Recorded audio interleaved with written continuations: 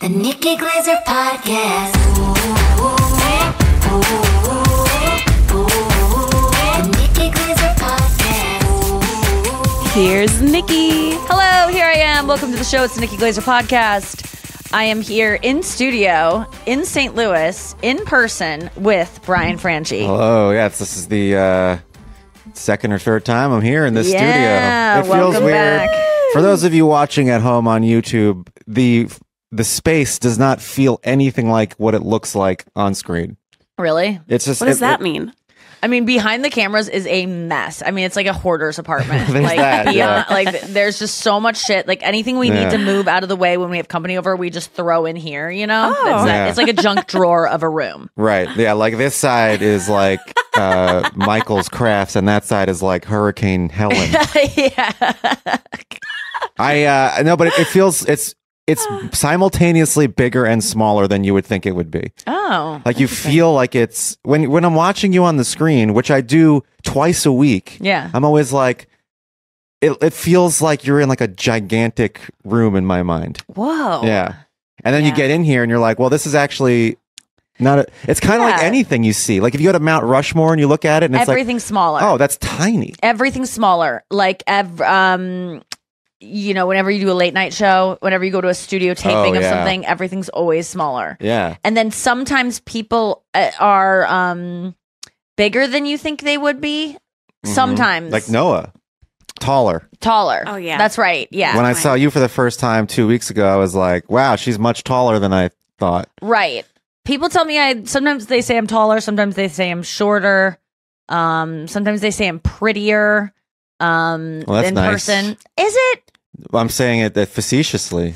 Yeah. Oh, okay. You're I much don't know. prettier in person. That's not nice. That's not mean. It's weird. I guess I take it as a compliment because it means like on TV, obviously I'm done up and really pretty. So when they're seeing me in person, I'm generally not. I'm like either doing it myself Right. or I'm not. And so that always, I always do feel flattered by it, but I am a little bit like, what do Doesn't I have that look like a built-in surprise to it. If that type of compliment is like, I thought you would be uglier. That's what it implies. Oh, that's a good point. I now never that I'm thought seeing you, about that. I'm surprised that you're prettier and pretty in person. I thought you'd be disgusting. Yeah, I don't think they're thinking No, I think- disgusting. I think They're people, scratching when they themselves. meet Nikki in person, like you have that like je ne sais quoi. There's like Oh. something about you that's like that like radiates. So when The people pull. see you, you're like captivating in person. that I've never heard that in my life. Hell You do yes, glow. girl. Yes. Well, because I am honestly, I got the darkest spray tan I ever got in my life last night because it was a teenager working at the place and she kind of didn't know what she was doing and it was just going on too light. And I was like, I can't be here all night. So I was just, like I feel bad for teenagers sometimes because I was reading this study about when people feel, what is it? When it's called languishing. I didn't read a study. I Oh. listened to a podcast about languish. Oh. It's not depression, but it's just like feeling like you yeah. don't have any. That was very purpose. popular during COVID. Yes, to people were languish. languishing. Yes. So I listened to this Hidden Brain podcast about it with Shankar Vedantam, and I love his name. And Wow. Harvey Dent is a villain from so Batman. Shankar Vedantam, I think is how That's he's quite a saying it. name. It's amazing. So he was talking to this expert about languishing, and the guy was describing depression. It just sounded like depression, but he said that it really affects people in their 20s and then in their elderly age. Because when you're young, no one really trusts you. Everyone's kind of rolling their eyes at you. You feel like you have so long to go before you can actually be taken seriously.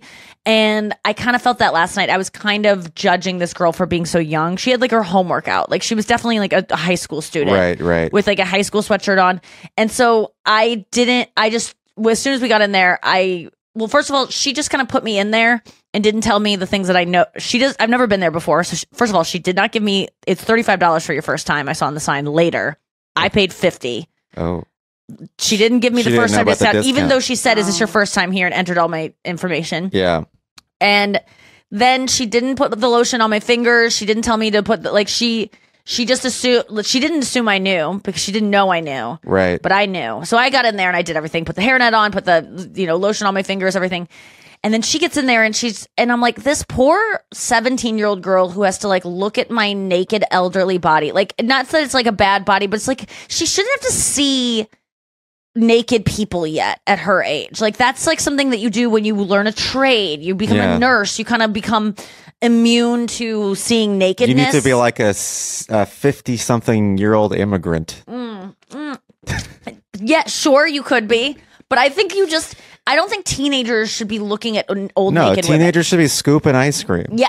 for the summer. Yes. And putting it on, slapping it on that thing and saying, "What do you want in it?" And then ringing the bell and they sing for you. That's Or like, right. yes, they should be lazily putting together sandwiches. They should kind of be distracted. high. Yes. And they were like, I hope I get to eat some Rocky Road in the back while I look at pictures of the guy I'm crushing on. They should be barely taking your order as they look at their phone. Yeah. And instead, she was doing homework and then she Wow. came like I saw things at like I don't mind it when I see it because it's kind of adorable and I'm like, oh my god, I can't believe she's just not on her phone. Whenever teenagers aren't on the phone, I'm It's a blown miracle. away. Oh, when yes, they're like agreed. talking to each other and laughing and giggling like kind of 90s style. I'm just like I can't believe it because I don't even do that shit anymore. No, God, it's sad. And they never knew to do it. So where did they pick that up? So anyway, Maybe they're just sick of it.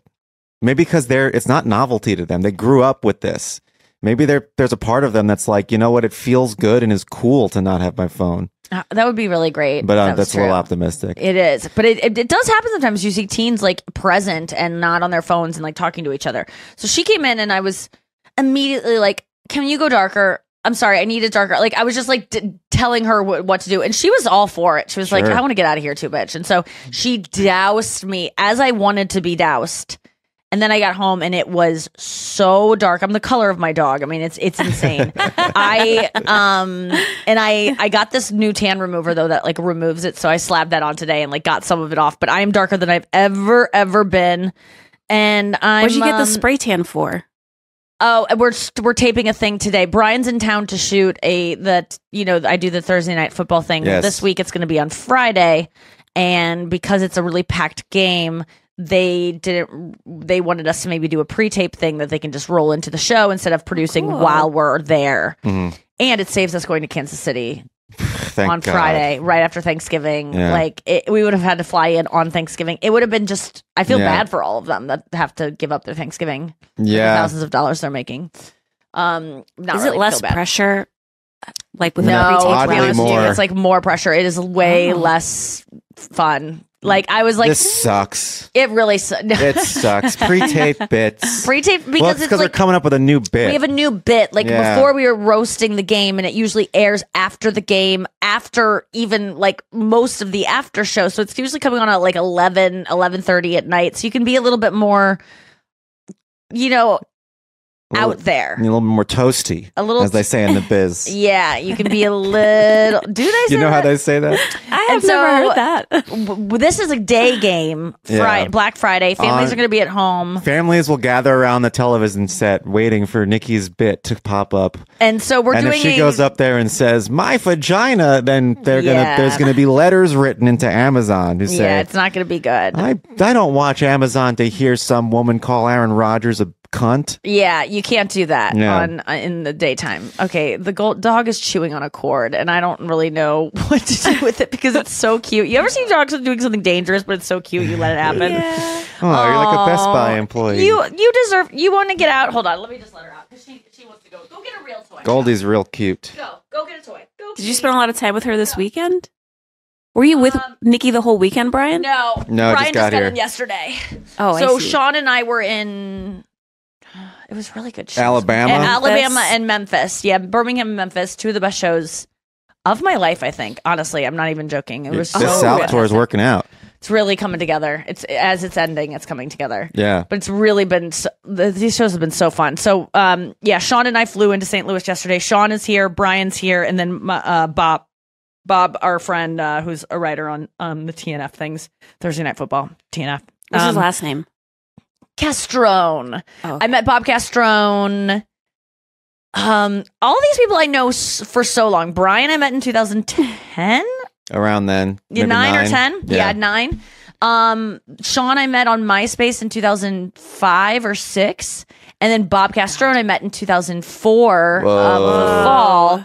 He was a blogger Still in high for not for me. Oh. College. College. I was in I would say my junior year of college, fall. So yeah, that would have been fall 2004. I met Bob. He was a blogger living in New York City, and he blogged for Best Week Ever for VH1. And they, Yes. they had a Oh blog, my God. and he would blog for them, and I loved Best Week Ever. It was like my Yes. favorite show. And then I would read the blog, and the blog was really funny. And then he had his own personal blog called myblogispoop.blogspot.com. Perfect. And my blog is Poop was so funny. He would just write these really amazing essays just about like being in your 20s in New York and just like the culture. And To be back there. man, he wrote a whole essay about the onus where it's like, it was before like the whole thing of like, you can't text them back. They haven't texted you. Like in a relationship, there's always someone with the onus. And he wrote this whole thing that was really like, it got a lot of traction back then. It went kind of viral about like relationships when they're starting out. And even when they, throughout a relationship, someone's always got the onus. Someone's Yeah. in charge. Yeah. Yes. The ball's in That's your like court. the hand in Seinfeld. Oh yeah. You got to have the hand. You got to have the hand. Yes. So That was more about relationships. Bob's thing is more about friendships, it sounds like. No, it sounds like it was relationships. Oh, relationships. Yeah. So he just ripped off Seinfeld. Anyway. Well, no, the hand is just to defend Bob. Hand is when you have the upper hand and you're holding something over somebody, and so you have the power. And onus means, it sounds like, you owe somebody something. You're responsible for delivering something to The them. burden is on you. Yeah, onus Right. is a burden. Hand is power. I can't find Oh. any evidence of my blog is poop on. I mean, it literally, my blog is poop, Bob Castrone. Yeah, I was mean, so obsessed with it. the internet does Disappear things. disappear Oh, it's- things. Yeah, Well, isn't there like a website you can use the go Wayback back? Machine. Oh, Way I was back. looking in news. Okay. Oh, here, I found it, I think. My blog is poop. No, it says is it Gothamist? Oh, no, it's gone. Yeah, it's really someone on gone. Reddit It can be posted it. gone. It's crazy because he wrote so much. I mean, he could have made a book for Urban Outfitters off of all the blog posts that he made. You know what I mean? Gosh. And so I was a huge fan. And on his blog, he had his screen name for AIM. Oh, So I threw him on my buddy list just to be like, I wonder if this guy whose blog I follow, who I'm like your a fan buddy of. list. Oh my god! And so Oh my one day I was in God. college. I got back you're to my sitting in your room and you hear room. that door open. It was late at night. I was like drunk and I heard, and he was the only one on, and I was just drunk enough to be like, let me just tell him I'm a fan. Like, what's the worst that could happen? Yeah. Because I think it was right after my friend had found Andy Blitz, who wrote for Conan, Yeah, who we Andy were obsessed Blitz. with. Yeah. She found him in the New York, like online in the white pages in New Wild York City. times. And so we just Man. called Andy Blitz and we're like, we love you. You're a writer on Conan. And so I was like, yeah, this is, and he seemed to like it. So we were Sure. like, okay, people like when you reach out. So Of course, especially back then. This is not the days where you can just slide into someone's DMs and ask them for a dick pic. No, this was like you had to, but it was also very easy to find people in a different kind of way. The fact that the same boomers now who are all about like privacy and not giving my email to the Chase Bank, Insane. they had a Published book. published book printed out with their name, phone number, and address, and it was in every phone book in the world. It's nuts. It's nuts. So I wrote to Bob and was like, hey, and then we became friends on AIM. And then I was planning a trip to New York City to go see Opie and Anthony show, which I was a fan of. And Wow. This is such a 90s I knew Jim coded Florentine story. Oh, and- 90s. Jim Florentine was going to hook me up with like going to the Opie and Anthony studios because I Wow. knew Jim from doing stand up. And Man, were you wearing Jenko jeans and this isn't Choke 90s, collar? you guys. This is 2004. Oh. We're very Oh, right, much right. into or did you the have next frosted millennium. tips? And I forget like what I was definitely wearing like how was your Tamagotchi pet doing? It's long gone at this point. But we were like a decade. We were less than a decade out of Tamagotchis. 2004 was so long This ago. is more of a Gigapet era. We were also going to see Dimitri Martin in New York. We were going to Oh see his my one-man God. show. Like Oh, it was wow. so early 2000s comedy. Like early 2000s comedy was popping the fuck Yeah. off. You think Yeah. it's big now? It was like the coolest thing ever, especially as someone who was in comedy. It was more for comedy too. Nowadays, you're like popular if you're a politics comedian, and back then it's like you're popular just for being a weird comedian. That's It was funny. all like the underground, not the underground scene, but the alternative scene. Yeah. So went to New York, hung out with Bob, became instant friends. I was in like a sketch. He used to do a thing called the Post Show. It was like early before YouTube. They had like a sketch video show, like that you could watch online every week. They would post like 2 sketches, and they did it for years, and I was in a bunch of them. But that was my debut on the internet. Acting was in the post show, and I think it was June 2005. Went out there.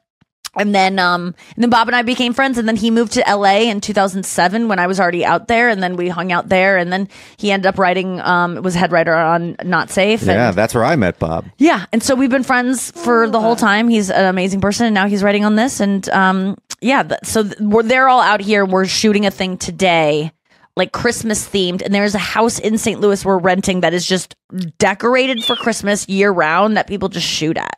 Oh, cool. Yeah. I think that's what it is. So like convenient. you buy this, it's like a set that you go to. There's a lot of places like that. I discovered this. This is like a thing that there's people who just like own properties and then they rent it out to people to do shoots. I mean, obviously it's very popular in LA to do that. Yeah. And they're usually like, they look a certain way. Mm-hmm. And you'd be surprised how frequently people need things like that, especially in LA. I couldn't believe there was one in St. Louis. There's multiple ones in St. Louis that Chris sent us. So Chris is producing it here on the ground, and then we are shooting it today, and it's definitely harder than the roast, because usually we just are roasting the game, and like this is why I like this job, is because there's no preparation. Like you just have to do it, and it is whatever it is. Yeah. And this, it's like if it's not good, it's like our fault. And usually I can just blame, it's like the timing, and this game wasn't very exciting, and there wasn't a lot to do with this, and this one's just like, we've had all the time to come up with the concept, we've had all the time to write the jokes, and to be fair, we harder. didn't have all the time. Not It all still the was like time. 5 days. yes, you know, it's still a small amount of time. Yeah, but I also think like that there's a lot of parameters here, and I think the bar should be a little bit lower. Because it's lower. It's We're lower. doing a limbo. Yeah, we're going under the bar. Yeah. And I just would like to sit into Brian's compliment corner for a second. We're talking about Bob and everybody. Mm-hmm. This is everyone that's working on this is so funny. So funny. And such good, responsible workers. And oh my God, I was like, I told you guys last night, I'm just like blown away at how hard you guys work. Yeah. I just like, I have the best team. I love my whole team. Yay. That's a quote from I Think You Should Leave guy. But Yes. I really am like, I'm obsessed with how you guys are just such hard workers. And like, because there was a time like last night when I was staring at my computer screen and I was like, I can't think of any jokes. I don't want to do this anymore. I give up. Yeah. I don't even care if it's trash. I literally give up. I don't care. I want to go to bed. I hate this. And like no one else had that vibe. And even though everyone was just as tired as I was, if not more. And it's just good hard workers. And it's so nice to have. And everyone's so positive, and there's no bad vibes. Like ever. No. And that's really rare to have no bad vibes. Yeah. Or no like ego kind of things going on. It's Any ego we may have had was taken out of us over the last 15 years. of working in this business. That's what we get. Yeah, that's what happens. You get to a certain point where you're just like, ego just has been Well- so squashed. Yeah, well, I did an Enneagram test on Sean this weekend because I was like, I bet he's can a I get? th- Oh, God. Okay. No, I thought he was a 3. Yeah. Okay. What that do you makes think he sense. Well, yeah, I'm very curious. I think. We got to go to break and I'll tell you what he's going to be. Because I know the listeners are dying to know. Yeah, this guy that No, he's been on the they've show. met him. He's been on yeah, the show. Sean O'Connor. Okay, we're going to I find have out. a feeling. Oh, sorry. You guess. I have a feeling he's either a 6 or a 9. Okay, we'll find out when we get back. So, Sean is a 3. I was right. Okay. At first, he answered the questions and he was a 1, and then we were reading No it. way. And we were all like, no, you're not, dude. You know who's a 1? Chris Convey. Me. You're a 1? Yeah. Oh, you are? Chris is not a 1. Chris is a 1. You are wrong. No, he did an extensive test. I don't think so. Why? I think Chris is a 7. Helper? 7 is Dude, he fits number 1. He fits ones like insanely, like more than I think you do. Perfectionist, loves to be what are all the things about ones? the problem with assessing people by their personality traits is that's the misnomer about the Enneagram. Okay. Is that you're just looking at their traits. Ethical, strong sense of right and wrong. Chris is very black and white, like things are good or bad. There's several Well organized, orderly, and detail oriented, always striving to improve things, but fears making mistakes. I mean, that is so Chris. How many times are we in calls with Chris where we are like done with the call and he goes, hey, I just wanted to like check. Is everyone cool with this? Like, do we want to give it 10 more minutes of thought to maybe even come up with anything more? Which is what I love about him, because I was told in therapy that ones and threes are the most successful couples ever, because threes are just like, let's just move ahead. Let's do this. They're really confident. They are totally wanting to gain approval from everyone. So they'll work hard and they are go-getters. But ones are like, we need to perfect it. You need to practice. Let's go over it. And together they become power couples. So you can't take this from me. Okay, I won't take it from you. Not, at least not on the pod. I will get into an in-depth detailed discussion about it at dinner. I gotta get and why he's a 7 and not a 1. But Sean is a 3. Sure. Okay. He does it for the applause, like Lady Gaga. The applause. Yeah. And so but I was like, Sean, when we do these, whenever I have a writing team, we usually just have a Google Doc and everyone just writes in it, and no one doesn't write their initials next to things. They don't write it in a different color font. That's the greatest part about this system. It's just, there's no one knows who's writing what. Like, unless you are active in the doc and you see someone writing the joke and it says their little name next to it. Yeah. If you just look into the doc, there's no evidence of who wrote what, right? Yeah. So when I choose jokes, I don't know who did what. It's a beautiful system. I'm not going, That's wow, great. Sean only got this many, Brian got this. Like, I don't care. Everyone gets paid what they get paid. And then there's some people are having an off week and they don't write very many things. And it's just like, hey, I know that everyone here is contributing. Yeah, and I know that everyone gives as much as they can when they can. You know, like, I've had off weeks before too, so I've never even faulted. I would never even look into it if I suspected someone wasn't contributing enough. I wouldn't be like, oh, did they not work hard enough? I'm not going to pay them as much this week or something like that. It's just like, I just know everyone can give what they can when everyone does their best. But I said to Sean, as a 3, that would really irritate me. Yeah. If I knew Nikki was choosing my jokes, but she didn't know she was choosing my jokes. Yeah. And she didn't know that out of the 30 jokes she did, 10 of them were mine, which is it would be an insane, percentage. And he said that he used to count jokes and like talk about it when he was a writer on James Corden. And when he first got there, he would like pay attention to like, he would count how many jokes he got in the monologue, and he would like talk about it amongst other writers and not brag, but kind of like maybe passive aggressively brag. Yeah. And someone who was like the original writer at Letterman who like founded the idea of the top 10 list. Johnny Punchline. Yeah. Johnny Punchline. He invented the punchline. He called him out and was like, Sean, nobody likes a jelly bean counter. And so Sean immediately got insecure about it. And then he has lost that. He doesn't care anymore. It really is like the thing that drives him to be a 3 has been beaten out of him. And he doesn't, of course he counts how many he gets in for himself. And I go, do you tell your wife? Do you tell anyone like this week I get this? Because I would not be okay with that. I just wouldn't. Well, that's why I question whether or not he's a 3, because if someone told him you can't be a jelly bean counter, which means you can't get the applause that you are so desperately want, he wouldn't have gone with that. He would have fought against that in some way. Well, I would say that you can change. You don't have to change, but you could, just like anything, like the way he's scared of flying, but he's flown so much that he's lost the fear. Yeah. He's lost that drive of that, and he's let go of it, which I think is a healthy thing, because a well-functioning 3 isn't obsessed with approval. A 3 can be well-functioning and not be caught up in constant, validation. So then don't they then grow to become... They grow towards their health number or whatever. Yeah, maybe that's a good. Maybe he's something else now. But I was really I'm just fascinated by that. And then this weekend we got into another talk with Anya about like why she makes art. And I was explaining to Sean about Enneagram. I'm like, like you and I, we do it because we want people to like us desperately, and we want love, and people liking us means we're loved, and that's like what mainly drives us. And I go, for Anya, like she's I think a 9. And I go, what drives Anya is she wants to connect with people. That's why she makes music. Like, and she goes, no, it's not. And I go, what? Uh-huh. She's like, no. It's because I want to say something. I like have something in me that I need to say. It has nothing. I don't care how it lands at all. It's not about connecting with people. It's not about like, I need people to hear my truth. It's about me just needing to say it. And I'm like, what? Wow. Interesting. It's so fascinating to me that 2 people can be drawn to do the same thing, become performers for completely different reasons. Yeah, well, you can have a performer in any number. I know. And it doesn't make sense to me. Why would you perform? Why would you want to stand in front of people and and perform for them if your goal was to just say something? Like, I know that sounds crazy. I think it's probably 20% on a good day of what motivates me to write. What's confusing about it is she's saying say something, but not like express her individuality. She wants to just say something. She needs to like say. I'm sorry, What about Anya, being if you're listening. heard? Is it she wants to be heard? That No, could be it's like something. she wants to synthesize her feelings into a thing so that it's like this.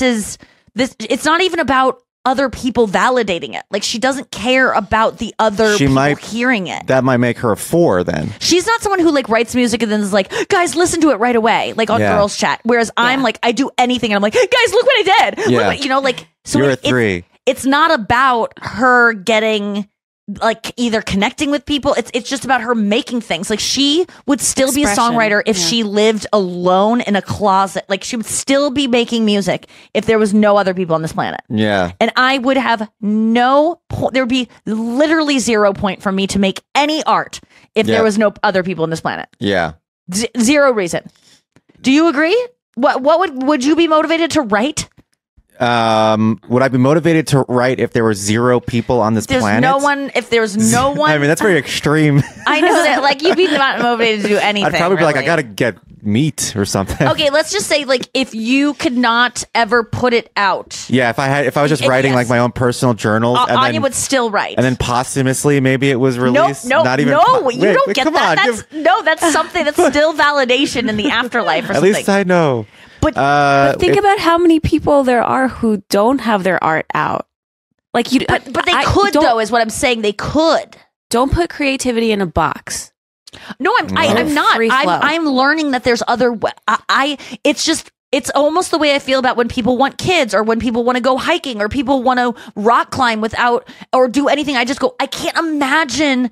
There's no world in which I would ever want to do that. And it's just fascinating to me that people can be so different and motivated by so many different things because I relate to hermit crabs more than I relate to someone who would write a song in a vacuum. I relate to serial killers way more. And by the way, there's a lot of serial killers. 3s. Sure. It is like, Sean was reading the list of famous 3s. And he was like, this isn't good. Yeah. And we're like, don't forget Kevin Spacey. Like, it's. Well, it's healthy and unhealthy in every number. Yeah, sure. For various reasons. But I just don't get it. I think I create things. I think more and more as I get older, I'm creating things for the sake of survival. Like if I could just write something and nobody knew I wrote it, but I would get $1 million. Mm-hmm. I would do it then. If nobody knew I wrote it and I just get $1 million, I would do it for sure. I think that's why I do things now too. It's just like because let me just offer this: having money is a way of getting validated. Sure, if you have money and you look rich, people like you more, and you are more protected. It's all about like survival. I just want to like survive. There's the survival aspect of it. The second aspect of it is vindication and justice, where I view myself even if people didn't know I wrote something. If I wrote a cartoon like for Fox and it went on TV and people liked it, but they didn't know I was there, or like the public didn't know, but I still got the money for it, I would still value that because at least I believe now a good thing is out there instead of a shitty thing. Okay. And that makes the world makes more sense to me. I would say that's probably the proper thing is out 5% there. of my motivation. Yeah. Is like doing that. And then I would say I don't want to discount the fact that I like I like making stuff for people like me. Because I think about what I felt like as a kid, or as like if I wasn't an artist as a woman, like what I would want to consume. Yeah. So when people enjoy me, it's usually like because they're like me. And I'm making it for others like me who have the insecurities or need to be validated in that way. So it's all about validation for it comes from a selfish place, I'm sure. But Sure. I do really like when there are people that connect with it, and that where I feel like I meet fans and I'm like, oh my God, we could be best friends, or they go, we're the same person, or something like that. I guess that's innately selfish, but it's still You're probably relate to anybody in your cluster. Your any 3s? 2, 3s, and 4s are all in the. I forgot which cluster. You're not fear. You're not body. You're not gut. You're heart. Foot. You care about yeah. Yeah. There's foot, anus, and mouth. Yeah, I think are so the it three was- clusters. I love doing these tests, and then I just am so fascinated by I just want to write a song because I just have a song in my heart. Like yeah. that's so beautiful, and like not and Anya like honestly could be. She had like when she popped off with like when she was in the Twilight movie and had her Grey's Anatomy. music in Grey's Anatomy. She was on Jimmy Kimmel. She was like opening for big acts, and she was on this trajectory. And she was like, "This is too much. Like it's too much. I Yeah. don't really like it. Like it was sensory overload." And she was just like, "I just don't want it." Like Anti-3.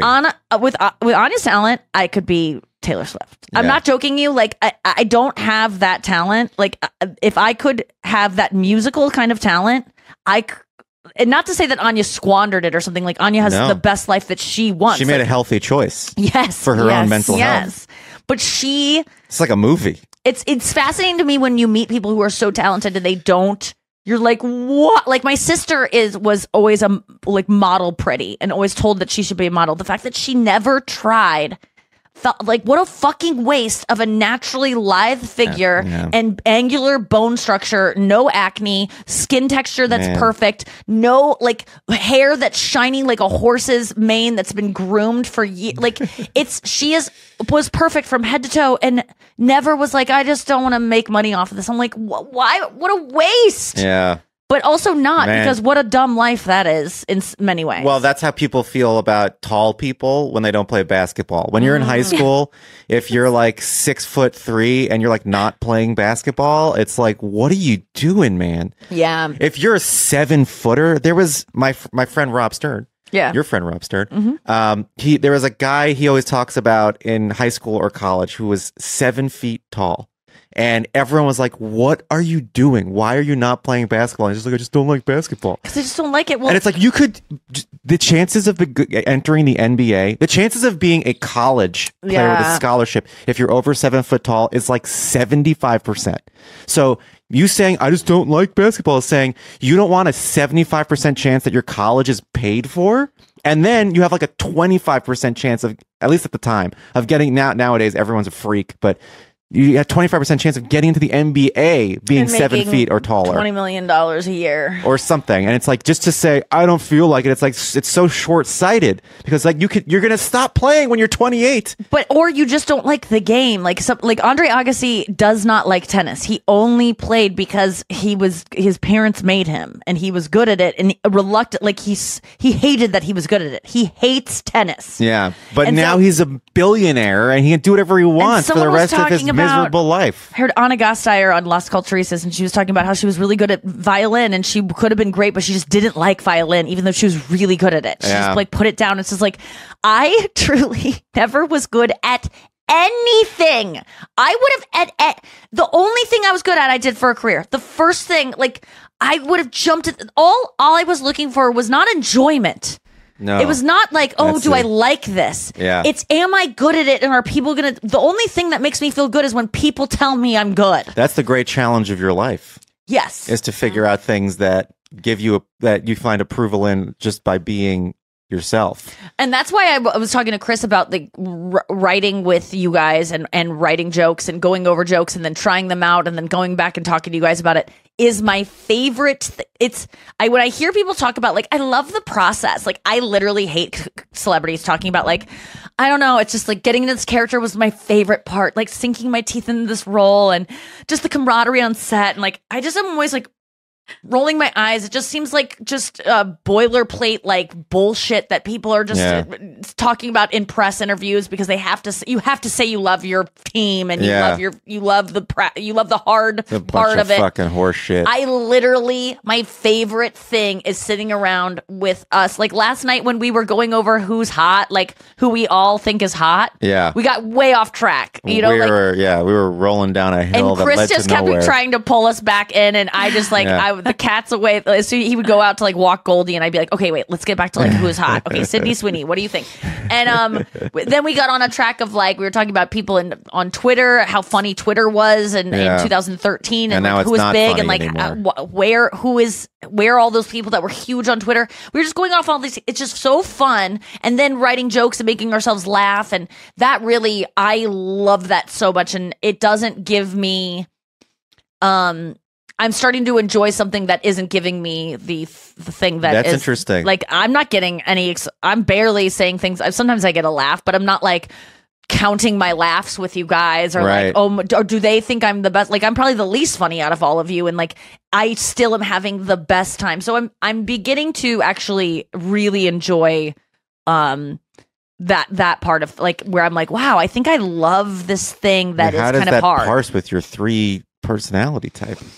I like being around people, maybe. Yeah. I love socializing. I love gossiping. Mm-hmm. I don't know. Yeah. Leave that to the scientists. Leave it to them. Noah, what did Emily give you this weekend to tell me about or to ask me about? Okay, well, first of all, I want to hear about the tour this weekend because you had great shows. There's a bestie who wants to know what you thought of the audience in Memphis. Did something happen? Yeah. No, they were like the best audience of my life. I don't know. Nothing happened. They were just so on board, and there was just like you just sometimes like like it's like a good date. Like it's maybe a little awkward at the beginning, and then all of a sudden it just clicks, and then you guys are like best friends. I've been doing this thing on stage though that I've always like. Usually on stage, I'm not like laughing a ton with my jokes and smiling a lot as I'm talking. Like I'm in the joke, so I'm like feeling the way I would feel in the joke. I'm not like laughing at my own punchline because it's so funny, which by the way is a huge way that you like like everyone likes comedians that laugh at their own jokes. I fall for it. Everyone enjoys it, but I always fight doing it because I just don't want to trick the audience into laughing disingenuous. For something else than they are actually laughing at. Right. That's why I don't look them in the eyes, because looking audience members in the eyes forces them to laugh because they feel put on the spot. Yep. That's why I don't laugh at my own jokes. That's why I don't have pauses in between jokes, because when there's a pause, audiences feel awkward and they start to applaud after a laugh. They'll just naturally do it. I don't like. Not for me. I never want an audience to. I was talking about this week in the car. I just don't want an audience. I want them to know what they're laughing at. Yeah. I don't want to trick them subconsciously, because so often we are laughing at something and we don't know why we're laughing. Sometimes at a club, like you do need to make eye contact with an audience if they're just like checked out. If they're shall not do that. I would not. You wouldn't even. My eyes won't let me. I blur my eyes and they will not unblur when I'm on stage. Yeah. They just won't. But if the audience is like not even really like paying attention to you, or I guess that doesn't happen. You just push through. Yes, it does. I bombed recently with an audience that there was no reaction. Yeah. Literally bombing. And I did not flinch even once. I just kept going. I did not acknowledge it. I mean, I acknowledged it a couple times, but I just kept going. It was like walking over hot coals. It felt that way. It was like, I can't stop too long. It's too painful. So just keep going, because this is going to be over eventually. That's true. This cannot last forever. Either the set will end or you'll die. I would have. It was the most painful thing of my life. It was like falling downstairs for a whole hour is how I like this tripping and falling the place downstairs. we're not naming. Yeah, I think I'm going to talk about it on Kimmel. I think I'm going to try to work out the story and talk about it on Kimmel, because I want to be on Kimmel in a couple of 2 weeks. Yeah, in 2 weeks.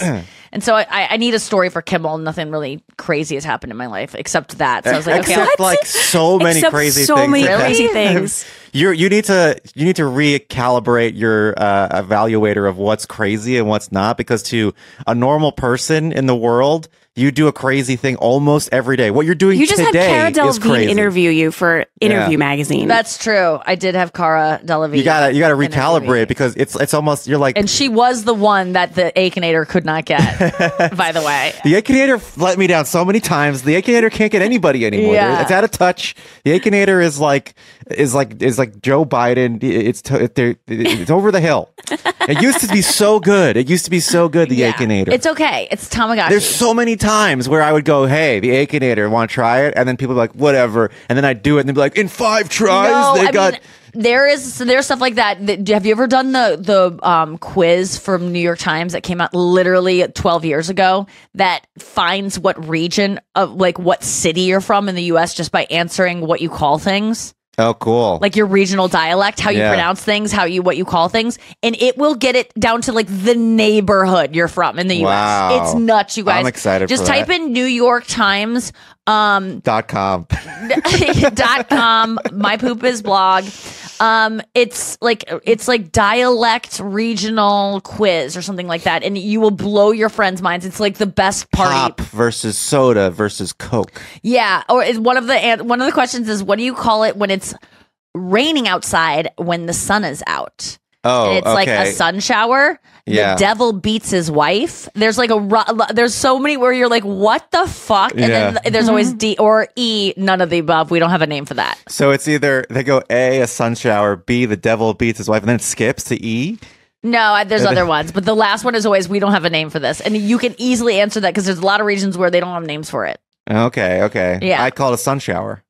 We didn't have a name for it in St. Louis. That was Oh my never a God. thing. Like, or what do you call when you go by a traffic accident and we should do the quiz. It's so We should fun. do the quiz. It's really a fun quiz. When I go by a traffic accident, I call that the devil beats his wife. No, you go by a traffic accident and you like look at it. Yeah, you're I think in my region people would say a rubbernecker. Okay. Oh, Yes, yeah, exactly. But I would call it gawking. Okay, it's from 2013, literally to December 1st, 2013. Almost exactly 11 the years U.S. ago. dialect quiz. How y'all and you guys talk. And this quiz, okay. This is a great quiz. This is great for the pod. Play along if you're. Can you play along? Can we do a couple questions before we go to break, or we go to break and come back? Okay, a Let's couple do a few questions. questions. Okay. What, Noah, do you want to, have you done it before, Noah? Well, I know about it because of you, but I haven't actually taken it. Okay, so want to take it? And we can find out where Yeah. exactly you're from? And if you're a bestie, pull it up. Let's Because go. Noah, you grew up in a different country, but you moved here how young? 7. 7. Okay, so yeah, this will work. Okay, how would you address a group of 2 or more people?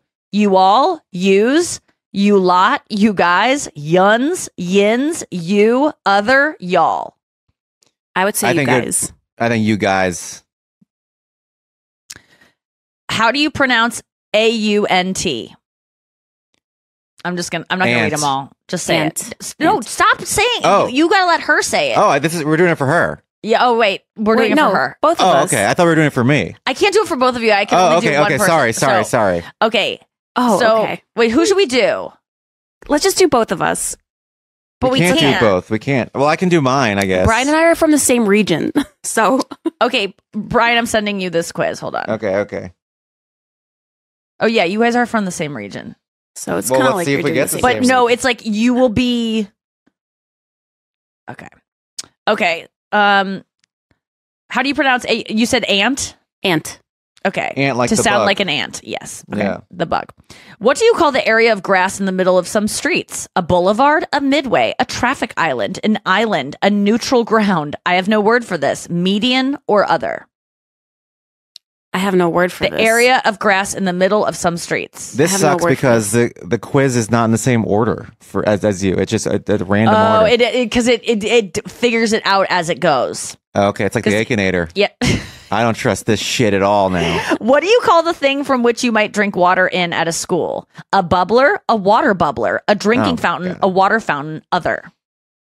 I'd probably say a water fountain. That's what I would say. A water fountain. What do you call a traffic situation in which several roads meet in a circle?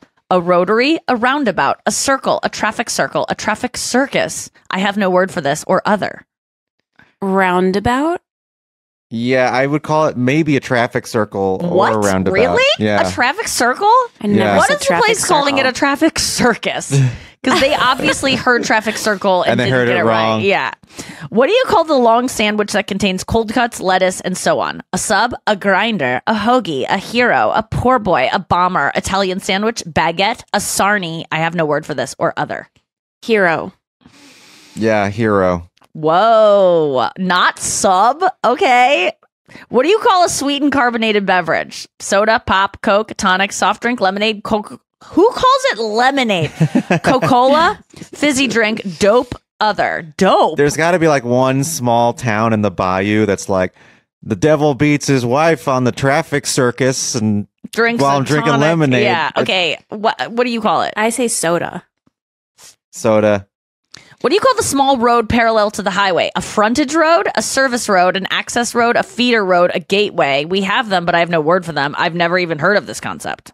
Service road. Service road. What? How do you pronounce the word caramel? Caramel. Yeah, caramel.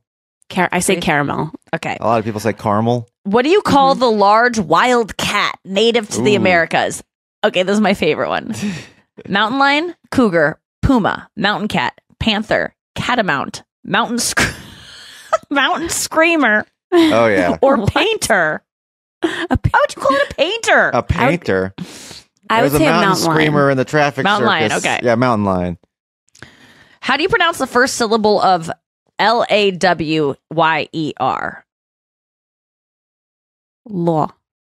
Lawyer. How do you say it? Say it. Lawyer. Lawyer. Okay, so rhymes with boy. Lawyer. What is the Lloyd. distinction between dinner and supper? I'm not going to read the answer. What I is just the wanna- distinction? Yeah, what's the difference between supper and dinner? I think dinner is a little bit later than supper. That's what I think too. Supper comes earlier than dinner. Okay, dinner takes place. Oh, wait. Supper is an evening meal. Dinner is the main meal. Supper is an evening meal. Dinner is eaten earlier. Dinner takes place in a more formal setting than supper. There is no distinction. They both have the same meaning. I think I I think would the say first that one. They don't. There's no distinction. No distinction. I would say the first one. That supper is like a little bit earlier. What? So do you have supper and dinner? You could, or you have supper and you're like, oh, I can't have dinner because I already had supper. What the fuck? I cannot even believe that. To me, they're interchangeable. It just means supper means you're like from the south or something. Like you. Would Yeah, I think that's really the Supper's answer. a really funny The word. real answer is this: we don't say supper at all. Yeah, that thanks. Yeah, Okay, how do you pronounce the words? Okay, Mary, Mary?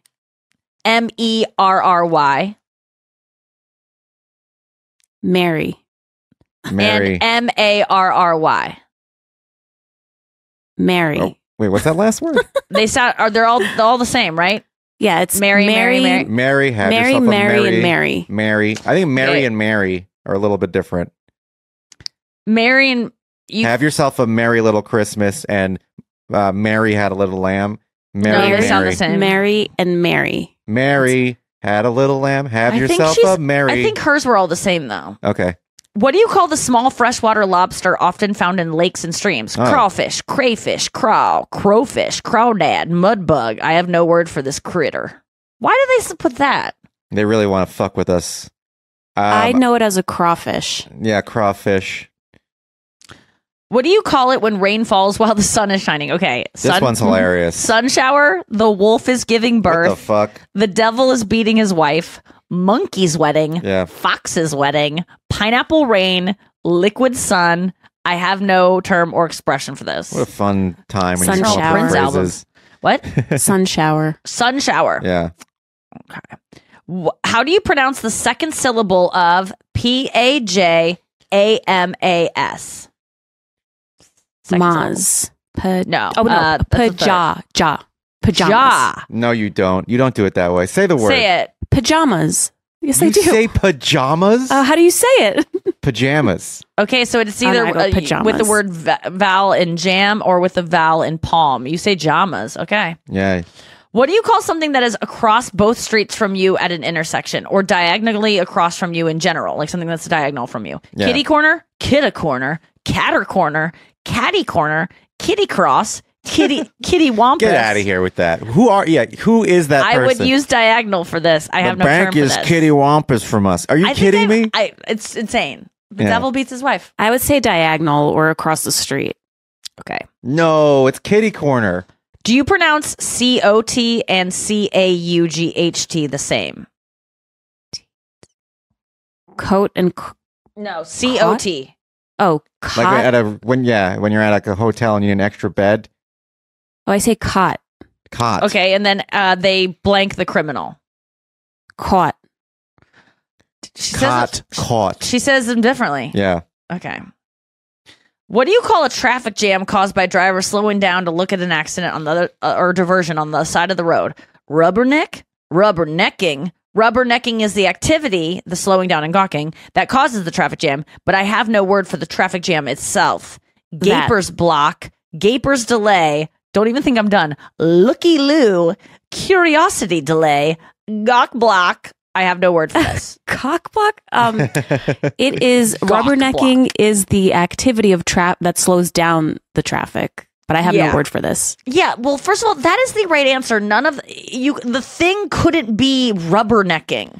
You couldn't call the accident rubbernecking. I call it rubbernecking. But the accident itself or the activity of looking? The people looking. Yes, that's what I'm saying. What do you call it? But what do you call a traffic jam caused by drivers slowing down? It's not called a rubbernecking. Oh, I call it rubbernecking because it's the you call the accident the rubbernecking. It's the traffic. It's the traffic cause. No, it says, what do you call a traffic jam cause? Yeah. Okay, the traffic jam is called rubbernecking? I call it rubbernecking because everyone is, the reason there is a traffic jam is because people are slowing down to look at an accident. And so their necks get real long and stretchy. Well, yes, I understand what the term comes from, but I don't think... You know rubber, right? I would call it a traffic jam. Yes, Thank exactly. you. From rubbernecking. Yes. News 12, Long Island. Okay. How many more questions? Because we have to break. No one's getting... 5 more. Okay. 6 more. We can go to break. Coming back with 6 more questions after this. Okay, Noah. Question number 20 out of 25. How do you pronounce B-E-E-N? Bin. Okay, like the vowel in sit. Bin. What do you call a big road on which you drive relatively fast? Highway, freeway, parkway, turnpike, expressway, throughway. A freeway is bigger than a highway. A freeway is free. A highway isn't. A freeway has limited access. No stoplights, no intersections, whereas a highway can have stoplights and intersections. I just call them all highways. Same. What do you call the sweet spread that is put on a cake? This one was interesting. Frosting or icing? Frosting, icing. Frosting and icing refer to different things. Both, neither. I would say icing. Icing. Interesting. That would never... Okay, we're getting close. What do you call the area of grass between the sidewalk and the road? The berm, the parking, tree lawn, terrace, curb strip, beltway, verge. I have no word for this. I just call it a sidewalk. Yeah, but it's the grass. I know. It's all the same to me. I had to look that up once because I want to know what it was called, and then I forgot because I didn't have a word for it either. I didn't either. That must be like a very specific neighborhood. What do you call if you answered that? What would you call a sale of unwanted items on your porch or in your yard? A yard sale. Yeah, that's 100%. Other ones are tag sale, garage sale, rummage sale, thrift sale, stoop sale, carport sale, sidewalk sale, jumble sale, car boot sale, patio sale. Honestly, I think I would actually call it a garage sale. Garage sale. Okay. Oh, yeah, yard sale or garage sale growing up. Interchangeable. Yeah. Garage sale growing up, but I've seen a lot of signs around here for yard sales. And I think that's why yard sales more west, like the western Southwest, you go. Yeah. What do you call the small gray bug that curls up into a ball when it's touched? This is the last question. A pill bug, a doodle bug, a potato bug, a roly-poly, a sow bug, or sow bug, basketball bug, twiddle bug, roll-up bug, woodlouse, millipede, centipede. These all sound like little names I give my dog. A centipede. A centipede? The little gray bug?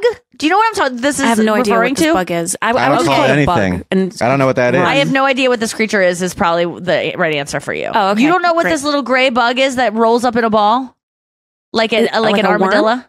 No. It's know. like it has like an exoskeleton kind of We thing, just and then had- it rolls up in a bug. we just had water bugs growing up and roaches, so I don't know. Okay, it's calculating it. Okay, girly, you are from Yonkers. Newark, Patterson, Yonkers, New Jersey. No, Brooklyn, New York, but close enough, I guess. Yeah. I finished mine too, Tri-state area. and I answered some questions a little bit differently. Okay. The thing in the middle, I remember I call an island. Definitely. The grass in the middle of the street is an island. I didn't see much of those growing up, so. And then I didn't selected have a word. that I don't use the word supper at all for the supper question. Okay. And I also got Yonkers, Patterson, New York, Wow, okay. Newark. But no, it's not saying we're from Yonkers. It's saying we're from any of these locations. region. It's the heat of the map. It's like the map shows like red and then blue and then green. Yeah. Like it nailed it in terms of where you're from. I mean, it has Which is the still general impressive. region. No, it's impressive. Yeah. It's like the geotagging guys. It's about as impressive as the Akinator. A little bit when more. you are with people that are from like a small town in Georgia or something, like it Yeah. blows people's mind Yeah, that they yeah. can get it.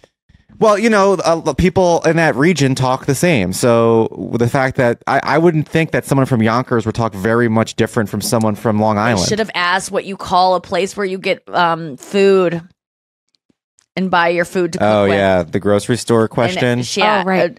She would have called it a I say marketplace. supermarket. Yeah, Supermarket. supermarket. Yeah.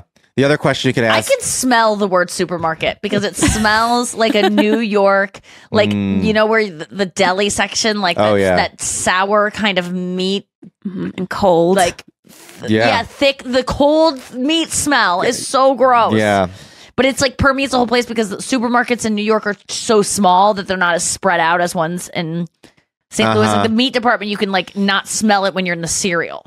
Yeah. I love how a Whole Foods smells. And I think they designed it on purpose to smell a specific way so that when you go into Whole Foods, You know where you my are. dad read this in a book about Whole Foods, that they make it smell a certain way so that when you go into a Whole Foods, you're like, oh, Whole Foods. And you get like that. It makes sense. I Sensory. mean, that's all what like any kind of corporation that's Yeah. like Starbucks. There's Oh, like yeah, that's so gotta many. It's smell. all about like it's not even about the taste of the coffee. People go, it tastes bad. It's like we know. Or, famously. It's the way the cup feels in your hand. It's the way the door feels when you open it. It's the way the music is. It's Oh, the God, the colors of music.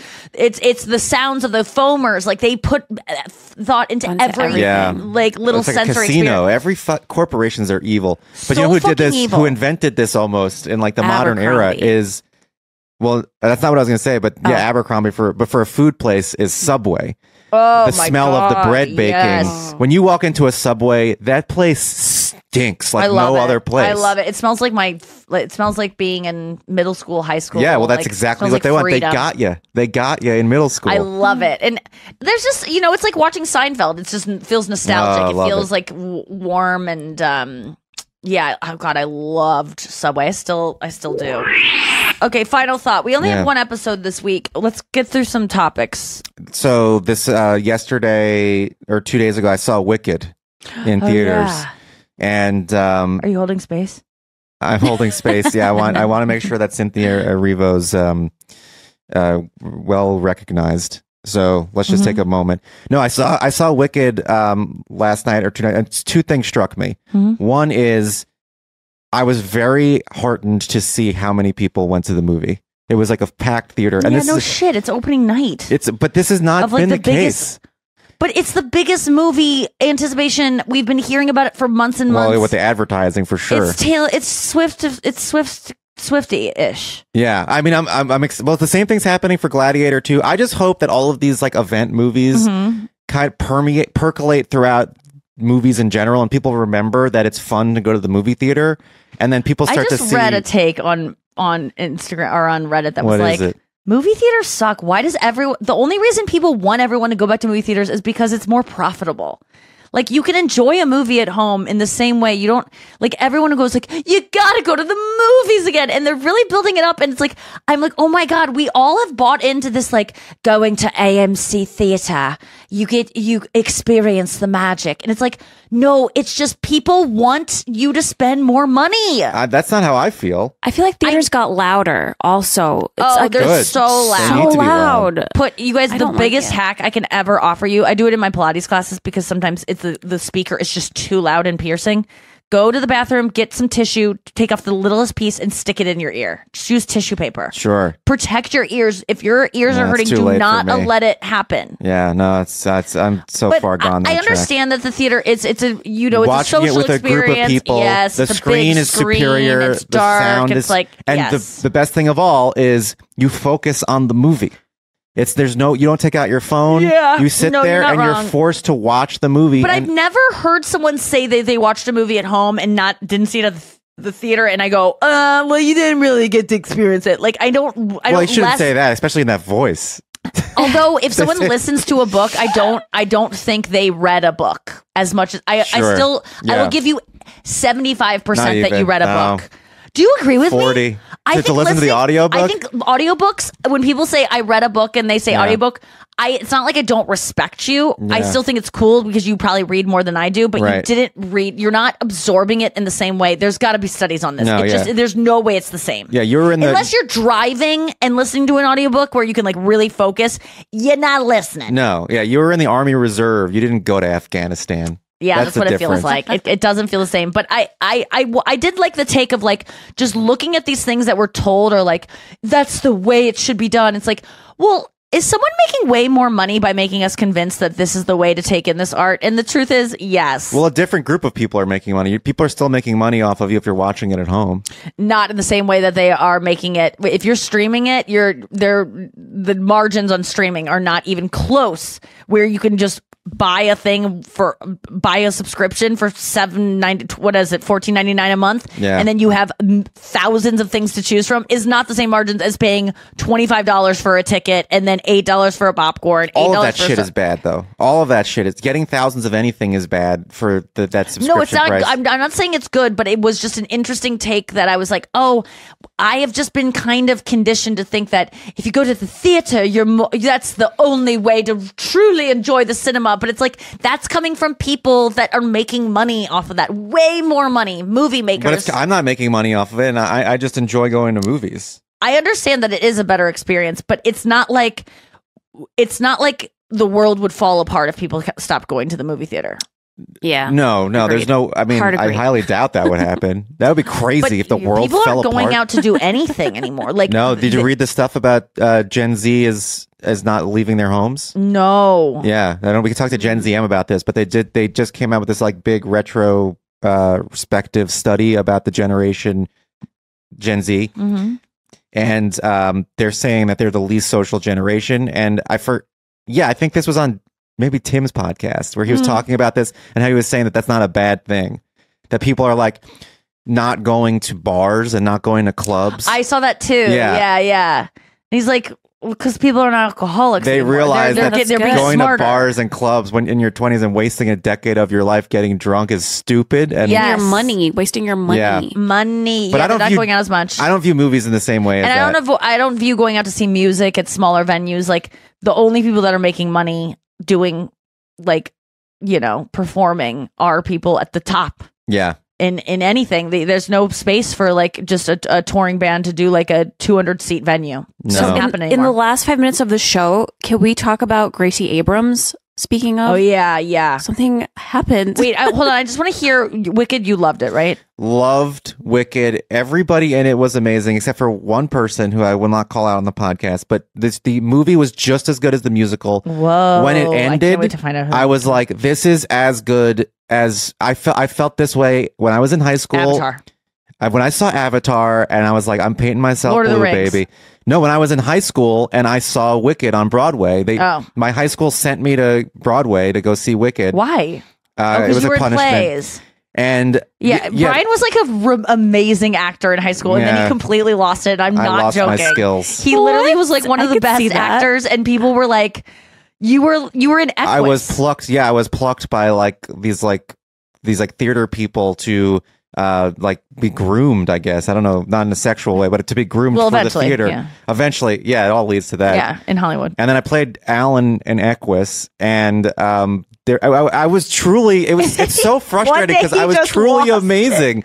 I was in this Equus thing, and there were like older guys who were like telling me to take my clothes off. They're older guys who were actors, and they were like, how do you access these emotions? How do you become this character? How do you see the horse? And I literally, I would do the scenes and I would have to leave the room because I was so emotionally drained after doing them. Holy really shit, did. You were like a real actor. I was like, I can't be near you. I can't be near you. I gotta go. Okay, so can you speak to the thing of kids being having emotions that you're just like, where did you get this from, kid? You can speak to that because when you see kids being good actors, you're like, what the fuck? Where are you pulling this from? You've led they're kids that aren't from broken homes. You certainly weren't. How could you access it was probably that? Well, I was from a broken Past home. life. I mean, I think I did pull it. There was a play I was in where my parents were getting divorced, and I obviously was able to access my own parents' divorce to. But I think what ruined it for me, because then I went to college and I started auditioning for the plays there, and I went in as a theater major, and I was doing this audition, and I remember the moment where I was like, I can't act anymore. I was sitting in an audition, and I was sitting across from the director or whatever, and I was doing my scene, and I was like, I felt like I was like hitting on her. My character, like, I felt like my character wasn't hitting on this character. It wasn't like a sexual scene. I was like, brother and sister or something. And the way I was like playing it, it read like I'm like hitting not on the character, like I'm hitting on the director in real life. It's what it felt like. And I was like, what the fuck am I doing? I'm like flirting with the director through this scene. What do you think it was that made you? I think I know exactly what it was. Me. Comedy.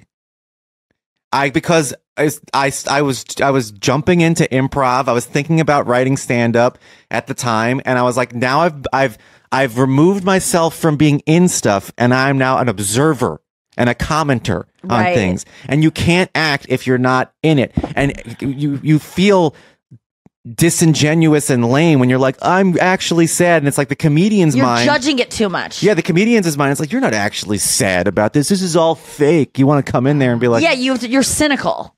And you cannot be cynical as an actor. You need to be so bought in. Yeah. Wow. And Wow, that's interesting. one step between acting and stand-up is improv, where you are acting, but it's all for.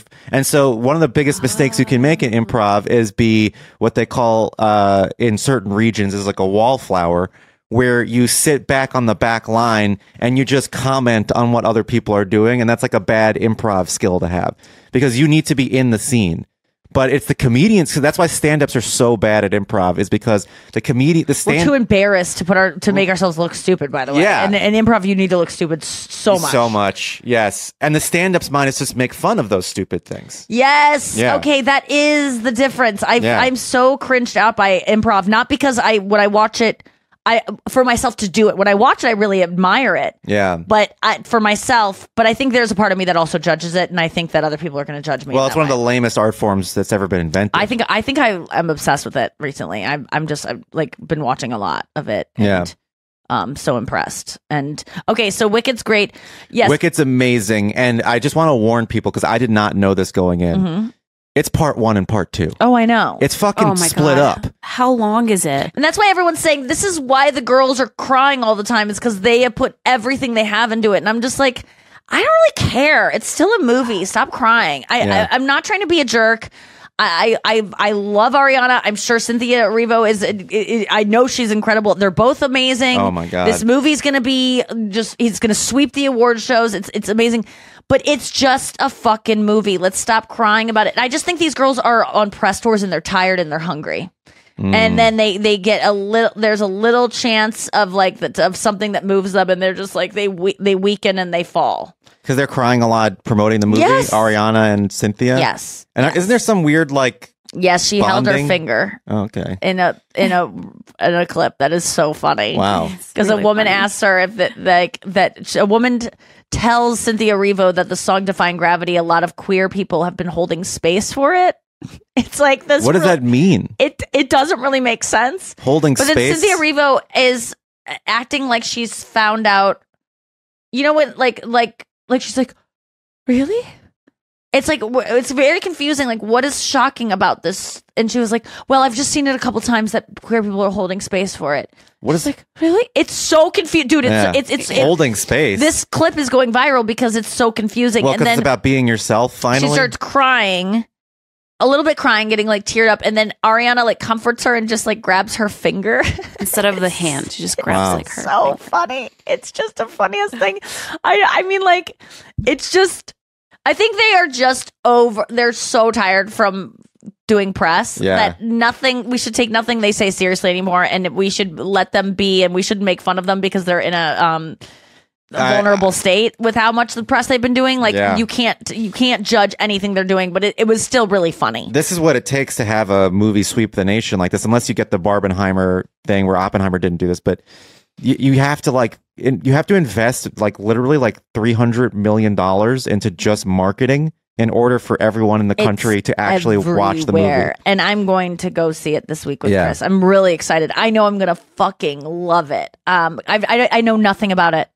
You've never seen Wicked or heard of Wicked? I mean, I've heard of Wicked, Have you but heard I the did songs? not know what it was about. I didn't know they were going to witch college or something. Yeah, they go to Witch College. And I know I Yeah. know that, and then I know popular, but I Yeah. don't know any words from Well, popular. you know that it's based on The Wizard of Oz.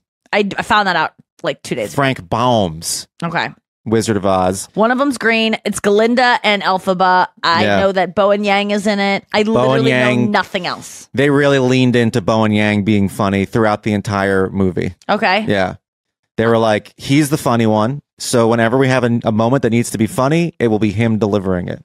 They don't give it any chances to anyone else to be funny, is what you're saying. Ariana Grande gets to be character funny, where she's like, because her character's interesting, she makes character moves that are not jokes, but like funny. Mhm. Anytime there's like a straight up joke, it comes from Bo and Yang.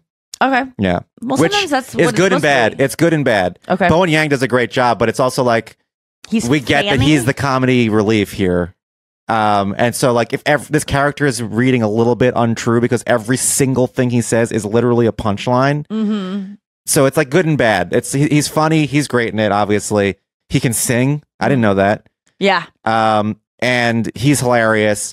As a writer, I'm looking at it and I'm like, can you flesh him out a little bit so he's not just the punchline guy? Right. Yeah. But I love Bowen. I can't wait to see it. Nitpicking. And then just to cap us off, like the biggest thing of my weekend was Emily sent me a text on I think Friday night that just said "oh my god," and I was like busy doing something, but whenever she sends "oh my god," I know it's like something on it. Someone's commented on something on Instagram. Someone's following me now. Someone DM'd me, and it was a video of Gracie Abrams, who's like my favorite artist right now, saying really nice things about me. And Whoa! No way! Yeah. Yes. Yeah, it was so nice. What did she say? Can we play it? I didn't repost it because I don't want to just like it's screen recorded from like a YouTube video. Okay. But I didn't like want to brag about it, but I do to the besties. I have to like I sent it to my family. I sent it to Chris because everyone knows what Gracie Abrams means to me right now. Yeah. And it was like, oh my god,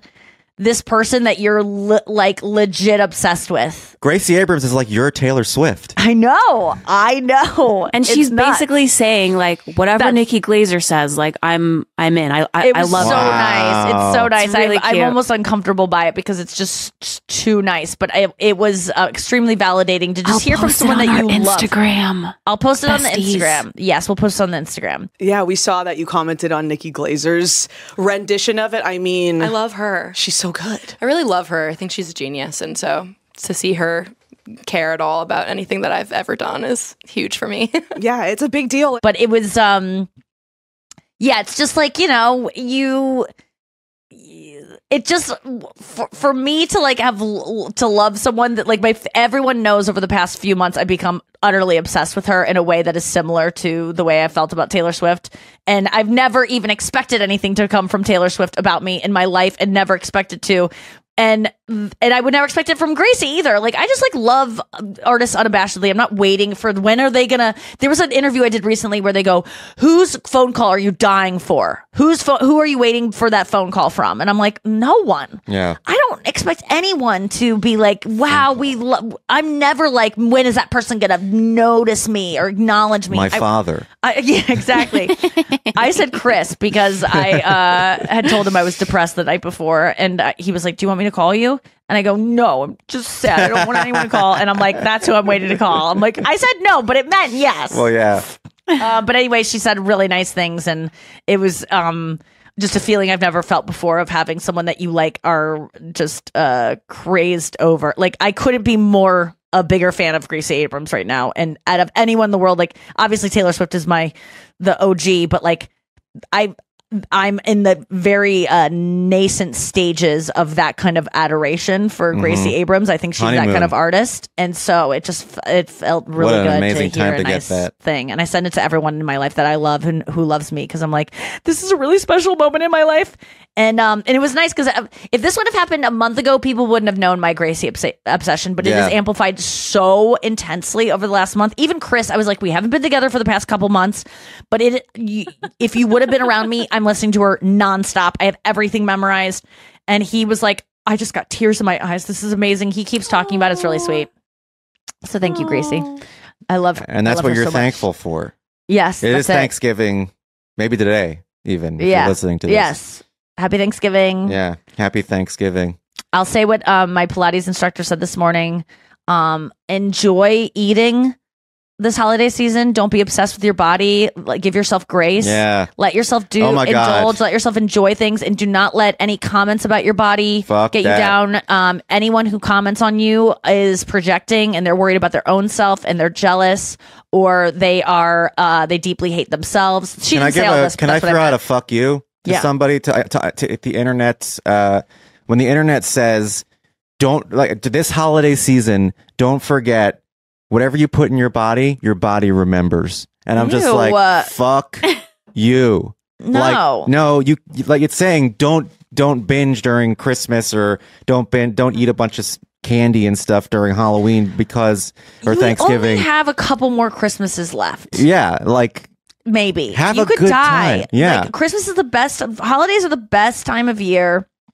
It's just like, as a joyous time, let that joy in. You might hate it because it reminds you of bad times in your family, but like, let it in a little bit, and love yourself this Christmas. Be your own family this Christmas if your own family sucks. Like, let the holiday spirit in. We don't know how many more of these we have or that we get in lives. We're not guaranteed even this one. So enjoy it. Eat as what you want. I had a cookie last night, and I never have cookies. Yeah, I had several cookies. Yeah. So have your cookie. I ate a cookie, and then Chris bought more cookies, and I was like, oh my God. Then I ate those too. Yeah. So eat your cookies. Let's have fun, and don't be and we'll see you next week. Next year. Yeah. We'll see you next year, and before that too. Bye.